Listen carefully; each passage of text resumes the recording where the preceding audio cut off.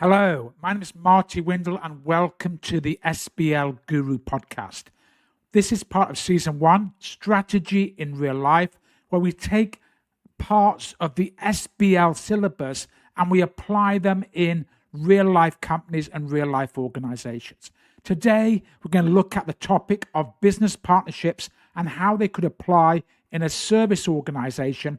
I'm going to in particular look at the idea of how we can use business partnerships in a veterinary practice. Now, there are a number of different types of business partnership. We're going to look at 3 today. We're going to look at joint venture, strategic alliance, and franchising. So let's start off with the use of a joint venture. Joint venture is where company A and company B come together and they form company C, and they're going to have a 50-50 stake in that organization. So how would that work in a veterinary practice? So I've got a couple of examples. The first one relates to a company called Mars Pet Care. Now, Mars Pet Care, they're a leading provider of pet health services, and they went into a partnership with Blue Pearl Veterinary Partners, which is a large specialty emergency pet hospital. So what this allowed the company to do was to integrate the Mars Pet Healthcare services directly into their veterinary practice. So they're working together. And that's the idea of a joint venture. You're sharing your skills. You're sharing your resources. You're sharing the expertise, and you're sharing the profits of the joint venture. So it's all about sharing. Another example comes from Australia, where a large veterinary company called Green Cross had a joint venture with Pet Barn. Pet Barn is a leading pet supply retailer, and what they did was they set up a joint venture which allowed the veterinary company directly to access their pet stores and provide some veterinary service within the store. It was a win-win for both organizations because more customers came into the pet store. Veterinary company Green Cross gained more customers. So it's a win-win for both parties. So the idea is sharing resources, sharing profits, sharing risk, and sharing capital. But it's not always perfect. Joint venture is not always perfect. It's quite a complicated legal structure. There's lots of additional costs in setting up a joint venture. It's quite difficult to get out of. And the big issue with joint venture, potentially you've got a lot of disputes and conflict between the joint venture partners, and there's always disputes about money in relation to joint venture. But it can work very well for some organizations, and these veterinary practices that have tried it, they did benefit significantly from their joint ventures. So if you don't want to go for a full joint venture, you can go for a strategic alliance. A strategic alliance is an agreement to work together with a partner, but there's no separate company, there's no separate organization. So you avoid all that issue and structure and complexity of building a separate business. A good example of how that would work would be IDEXX Laboratories and Vet Partners. Now, Vet Partners is a leading veterinary practice in the UK and Australia, and they formed an alliance with IDEXX Laboratories. IDEXX Laboratories is a major veterinary diagnostic company.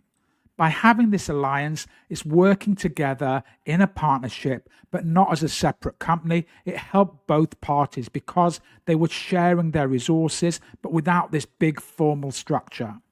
It helped Vet Partners improve their patient care, but it also helped IDEXX to improve their market reach and integrate its technology more deeply into veterinary practice. The big benefit of an alliance is it's much more flexible, it's much easier to set up.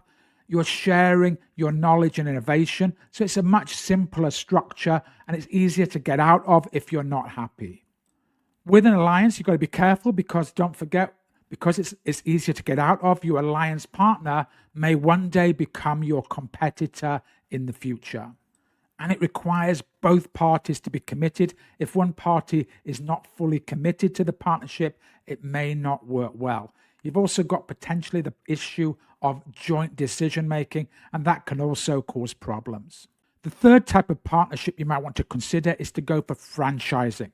Now, franchising will always involve 2 parties. There'll be a franchisor who sells the franchise and a franchisee who buys the franchise. Now, how would this work in a veterinary practice? Well, if a veterinary practice has got a very good brand name and very good systems, it may be helpful to franchise their brand and their systems to smaller organizations. If you sell the franchise, you allow franchisees to use your brand name, to use your systems, and to use your processes. Now, if you're the franchisor, what you're going to get is you're going to get franchise fees from the franchisee. They're going to give you a percentage of their turnover. They're going to give you annual fees. You're also going to enable your brand to be quickly expanded in all parts of the market, but for minimal capital cost. So if you're a vet practice which is not very well known, you may have advantage of using a globally recognized brand. It may also help you to gain access to support, potentially cheaper medicines, because you're now part of a larger organization. In terms of advertising, it will help you to gain advantage of being part of a much larger business. In America, VCA hospitals, they franchise their business brand name. Now, if you are the franchisor, what they do is they allow other veterinary companies to use their brand name, but also provide better systems to ensure there's a proper standardized level of care and quality of service within the practices.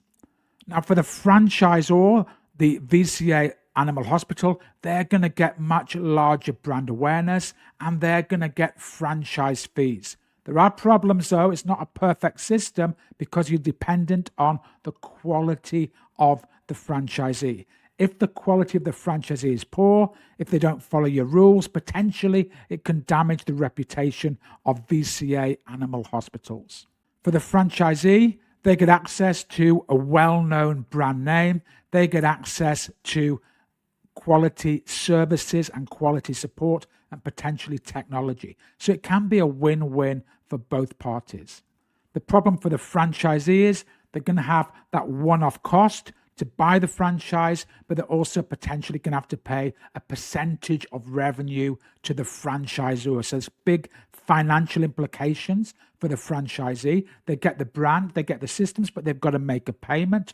Also, if you're a franchisee of a company, you're going to be tightly controlled. So the practice may be restricted in what it can and cannot do. So there are positive and negative factors. So whichever one you want to choose, there are lots of different ways a veterinary company can use partnerships to expand its business and, more importantly, to make profits. Now, these ideas and benefits can apply to any organization. They don't just apply to a veterinary practice. So you can use these ideas in any type of organization. I hope you found this useful, and I hope it will help you to understand how some of the theories in SBL will apply in real-life organizations. My name is Marty Windle. If you're interested in doing one of my courses, get in touch. Just go to www.sblguru.com, sblguru.com. It's got all my links and my WhatsApp number. You can book a video call with me if you want to. So get in touch if you need a course, if you need help for mock exams based on the Precinct case study, for revision courses, or for longer courses. I'm here to help you and support you on your SBL journey. Please like and subscribe to this podcast. Please like and subscribe. It will help me to gain much better visibility. Thank you very much and good luck in your exam.